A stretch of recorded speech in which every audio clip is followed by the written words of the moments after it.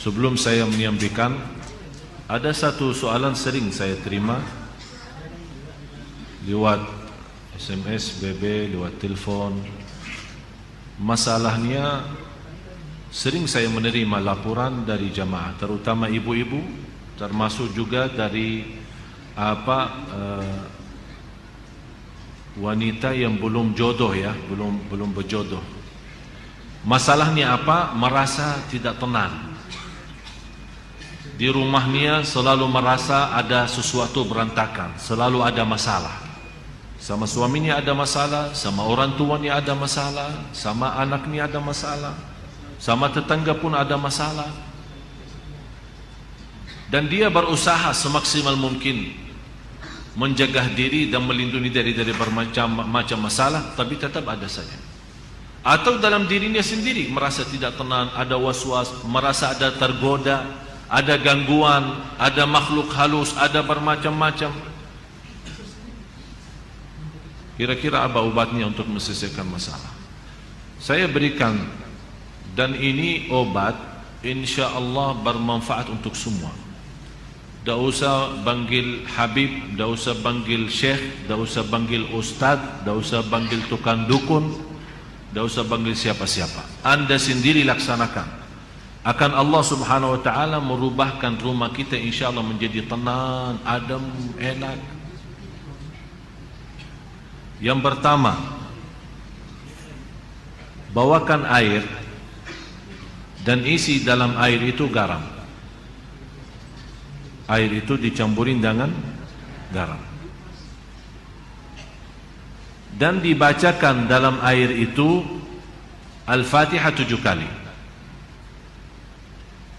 Ayat 5 ayat pertama suratul Baqarah.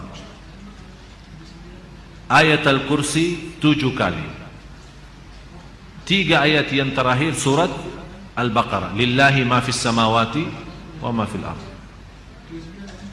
Saya ulang lagi. Santai-santai. Masih ada waktu, masih ada.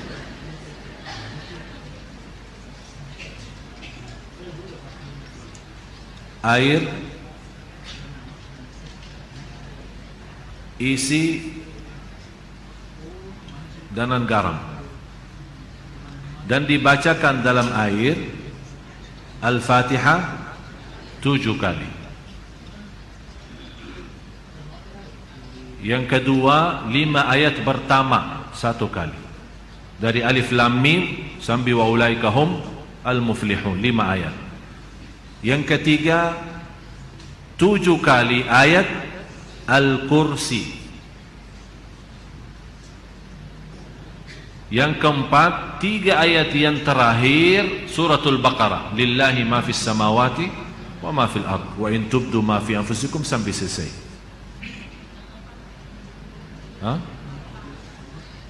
Yang keempat, 3 ayat yang terakhir suratul Baqarah.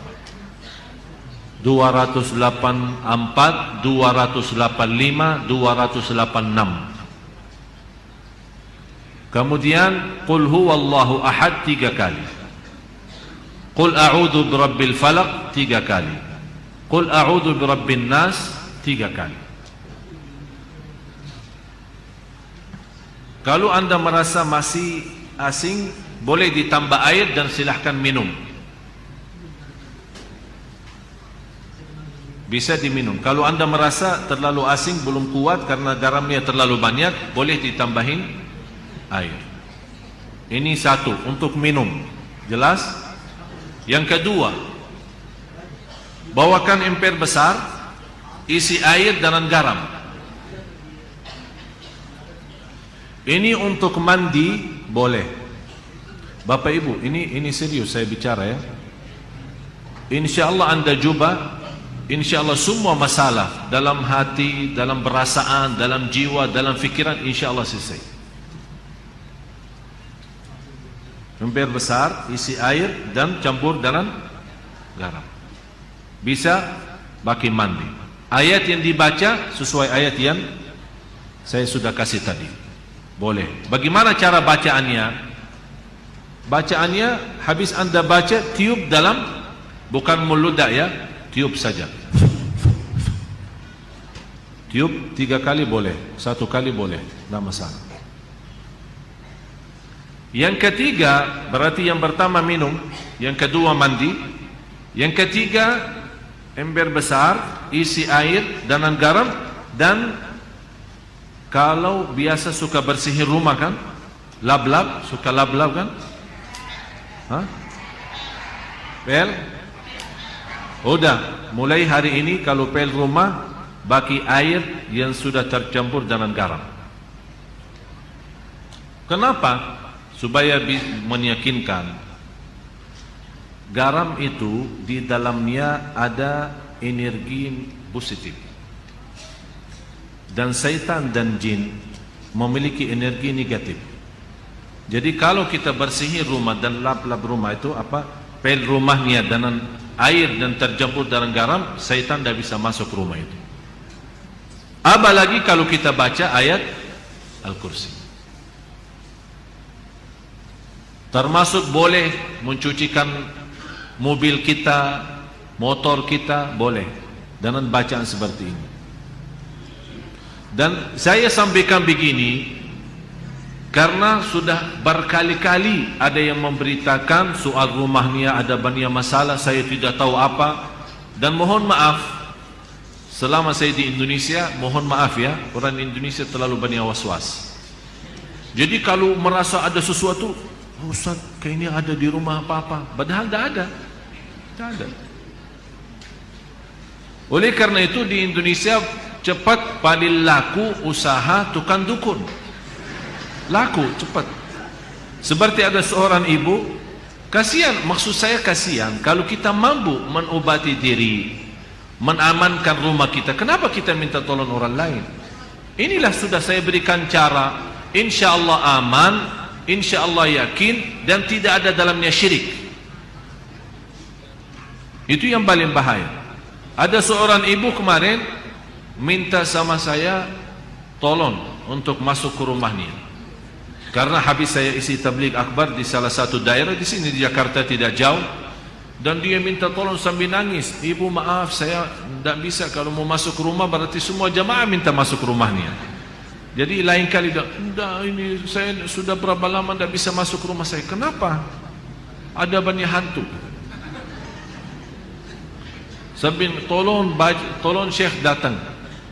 Barangkali dalam datangnya Syekh terusir ini hantu. Ini juga masalah sebenarnya. Ucapan hal seperti ini memiliki keyakinan kalau seorang Syekh datang hantu bisa terusir, itu sudah punya fikiran salah. Cuma sekarang ini bagaimana saya mengobati masalah ibu ini? Saya terima, saya datang. Terus ibu apa cerita rumah ini? Ceritanya saya pernah didatangi seorang kiai, katanya kiai, katanya.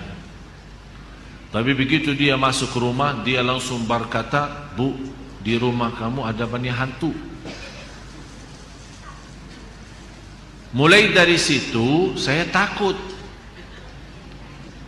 Jadi saya minta tolong para kiai lain, tidak ada yang mau datang ke rumah saya. Malah saya bertambah takut.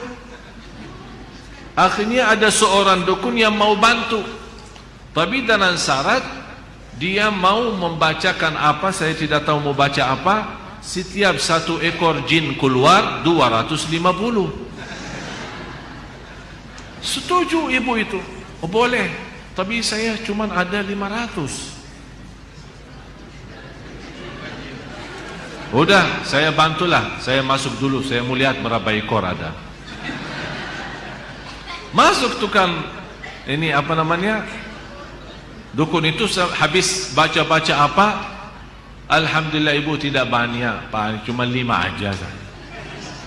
Jadi saya baca-baca, keluarin 2, karena ibu mampu bayar 500. Kalau nanti ibu sudah sanggup lunasin lagi, nanti saya datang lagi usir yang tersisa. Dan kasihan ibu percaya.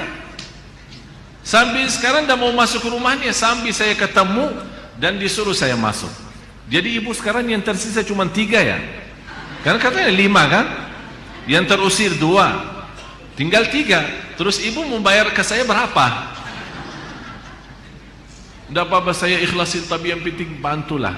Udah begini aja, saya masuk, ibu tunggu di luar.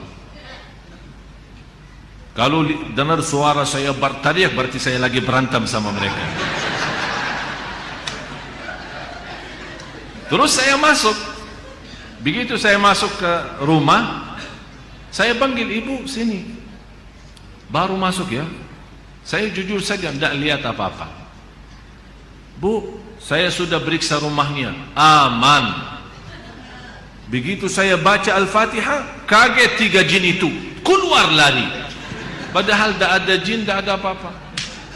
Terpaksa saya bohong supaya menghilangkan keyakinan dia yang sudah cukup parah, sudah lama. Alhamdulillah, baca 1 kali bu, sudah hilang semua. Terima kasih Syekh. Berarti aman sekarang, tidur.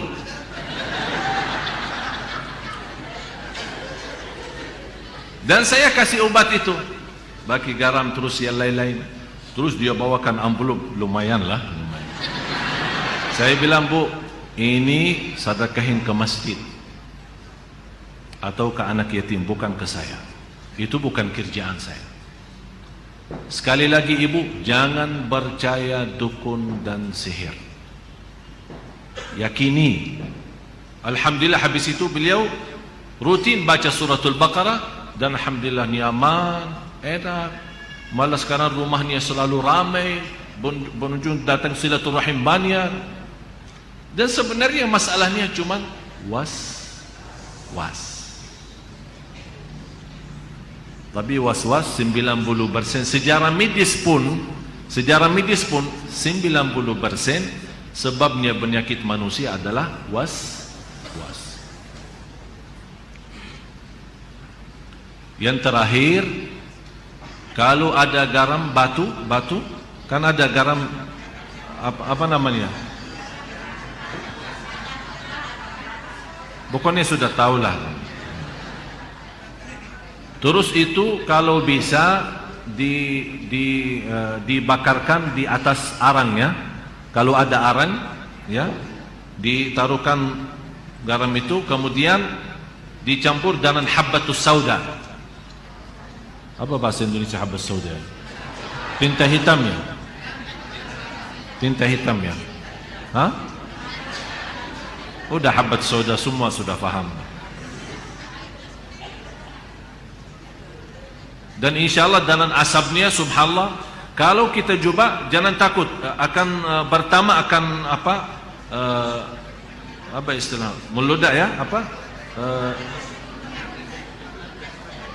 Ada suara keras ya. Jadi jangan takut tuh dibom rumahnya, jangan takut. Ini insyaallah dengan suara ini subhanallah, jin dan syaitan semua lari, tidak kuat. Dan insyaallah apa yang saya sampaikan ini insyaallah bermanfaat banyak. Ini semua Bapak Ibu ikhtiar. Tapi semuanya harus kalbu kita yakin kepada Allah subhanahu wa ta'ala. Dan itulah Allah subhanahu wa ta'ala memberikan, kata Rasulullah SAW, Allah menhalalkan bermacam cara obat, silahkan, kecuali berobat dengan cara syirik, tidak boleh.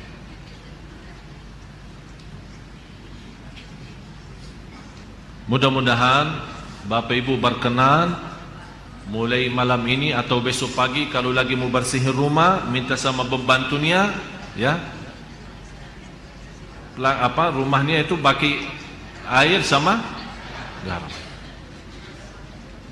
InsyaAllah dijauhkan oleh Allah SWT dari godaan, dari penyakit, dari bahaya waswas, dari jiwa tidak tenang. InsyaAllah semua bisa diatasi dengan izin Allah Subhanahu wa ta'ala.